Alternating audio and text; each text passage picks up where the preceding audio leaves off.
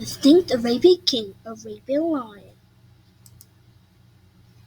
Arabian lions went extinct in Saudi Arabia before 1900.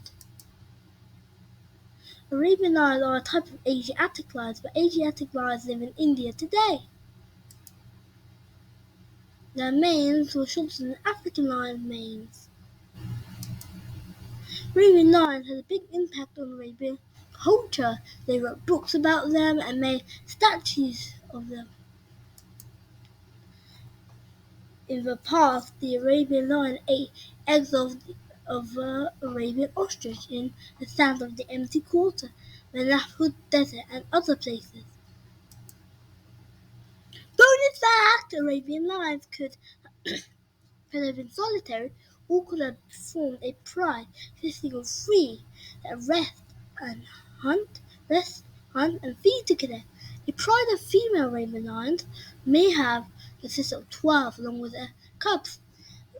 They share their kill with other females, but rarely with males. Quiz time! Which was bigger, the Arabian lion or the African lion? Comment below. Answers are in the end of next episode. Learn more, like and subscribe.